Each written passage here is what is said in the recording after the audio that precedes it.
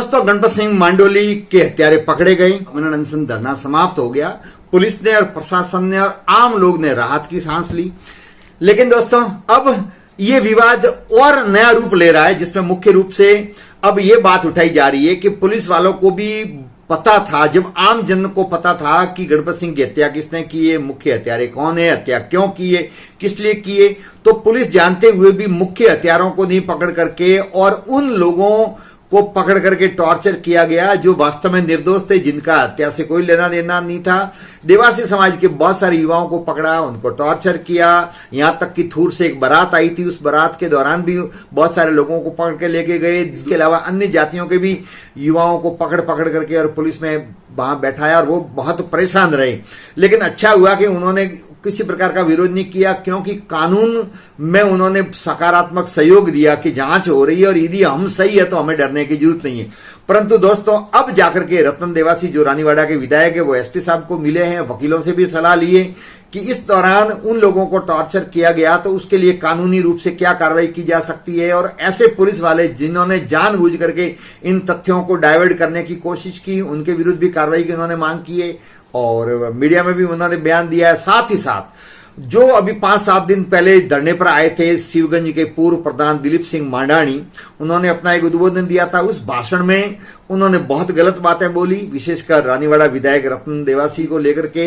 इसके अलावा रानीवाड़ा के पूर्व विधायक नारायण सिंह जी को भी, सिंह जी जो भिनमाल के विधायक है, उनके बारे में उन्होंने बोला। उन्होंने बहुत सारी अनसंट बातें की जो उनको नहीं बोलनी चाहिए थी, को लेकर के देवासी समाज और भी लोग हैं वो बहुत आक्रोशित है और वो बार बार मांग कर रहे हैं कानूनी कार्रवाई के लिए। दोस्तों, परसों लच्छू देवी जो महिला इसमें हत्या में शामिल थी, उस महिला लच्छू देवी के पति सवाराम ने जहर खा लिया, उनको भिनमाल लेकर गए। फिर डॉक्टरों ने उनको आगे पालमपुर गुजरात रेफर किया, उनकी स्थिति स्थिर है।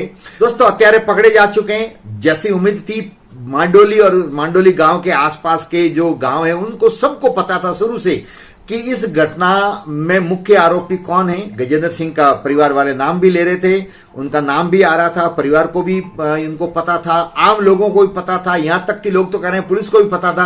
फिर भी पुलिस ने उनको नहीं पकड़ा। जब उनको पकड़ने की बारी आई तो किसी ने सलाह दी, उनसे सलाह उन्होंने ली होगी और सलाह के अनुसार हाईकोर्ट में उन्होंने एक रीट दायर की जिसमें कहा कि मेरा नार्को टेस्ट करवाने को मैं तैयार हूं। जब नार्को टेस्ट की बात आई तब उन्होंने कहा कि नार्को टेस्ट करवाने को तैयार हूं, लेकिन 3 करोड़ रुपए मुझे दिए जाएं, क्योंकि नार्को टेस्ट के बाद में यदि मेरी कोई क्षति होती है, शारीरिक क्षति होती है, मैं कोमा में चला जाता हूं, तो वो भुगतान सरकार करेगी।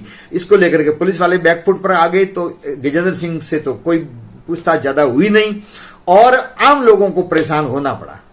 अब जब ये पूरा राज फाश हुआ तो पता लगा कि सुरेंद्र सिंह जो राजकीय उच्च प्राथमिक विद्यालय रतपुरा में संस्था प्रधान है, पूनक पीओ के अंडर में, जो मांडोली के पास में एक गांव है वहां, वो उनके ही बेटे गजेंद्र सिंह ने अब लच्छू देवी के साथ में मिलकर के और एक वागाराम उनका जो काश्तकार है उनके साथ में मिलकर के गणपत सिंह की हत्या की थी। हत्या का कारण ये था, जैसा पुलिस बता रही है और आरोप लगाए जा रहे हैं, कि लच्छू देवी के और सुरेंद्र सिंह के बीच में अवैध संबंध थे, जिसका एक ऑडियो वीडियो वायरल हुआ था, जिसको लेकर के भी पहले से ही गांव में चर्चा थी, जिसको लेकर के गणपत सिंह ब्लैकमेल कर रहा था और इसी को लेकर के योजना बनाई गई। इस योजना के तहत लच्छू देवी ने गणपत सिंह को फोन करके एकांत में सीकवाड़ा रोड पर बुलाया और गजेंद्र सिंह ने अपने काश्तकार वागाराम को भी साथ में मिलाया और वहां जाकर के गजेंद्र सिंह के द्वारा उनकी हत्या की गई, जिसमें इन दोनों ने भी भूमिका निभाई।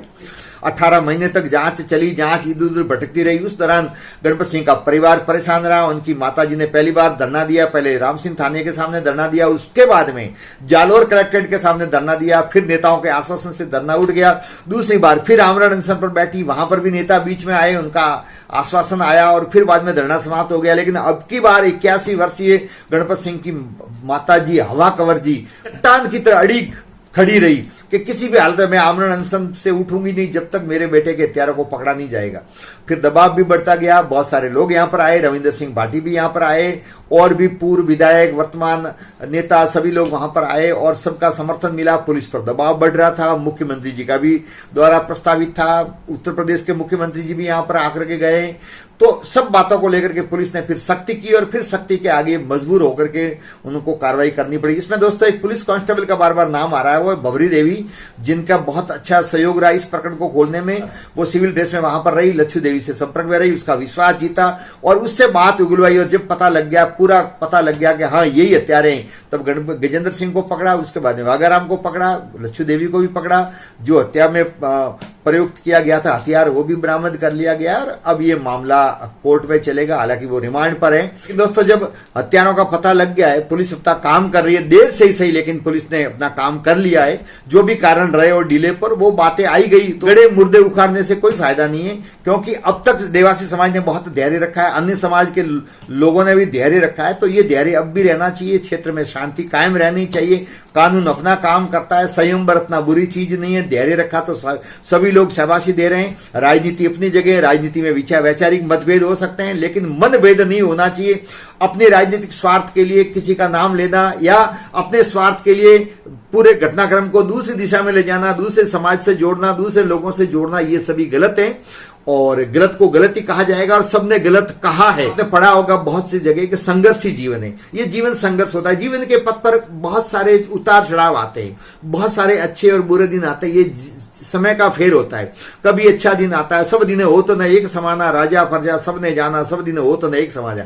कभी विपरीत परिस्थिति आ जाए, कभी जीवन में गलती हो जाए, विपरीत परिस्थिति आ जाए, तो भी हमें अपना धैर्य नहीं छोड़ना चाहिए। कहते हैं ना, धीरज धर्म मित्र और नारी और आफत काले पर किए चारी। कभी जीवन में गलती हो जाए, जैसे अक्सर आप आए दिन सुनते हैं सोशल मीडिया में, आजकल तो बहुत सारे नेताओं का, बड़े बड़े लोगों के आचरण को लेकर के बहुत सारे वीडियो ऑडियो, बहुत सारी टीका टिप्पणी आती रहती है। तो निजी जिंदगी होती है हर व्यक्ति की, उस निजी जीवन में बहुत के साथ में बहुत सारी घटना हो जाती है। लेकिन हमारे यहाँ कहते हैं कि नवी बात नवदन खांसी ताणी तेरे दन, संयम बरतते, ये भी संयम बरत देते गजेंद्र सिंह, सुरेंद्र सिंह, तो ये बात भी आई गई हो जाती, लोग भूल जाते। तो उसको लेकर के इतना अपराध करने की कोई जरूरत नहीं थी। इसलिए जीवन में कभी गलती हो जाए तो व्यक्ति को कभी गलत कदम उस गलती को छुपाने के लिए नहीं करना चाहिए, क्योंकि दोस्तों एक झूठ को छिपाने के लिए 100 झूठ बोलने पड़ते हैं और आखिरकार झूठ झूठ ही होता है। तो एक गलती को छुपाने के लिए दूसरी और गलती कर दी और उस गलती के कारण से पूरा परिवार परेशान हुआ।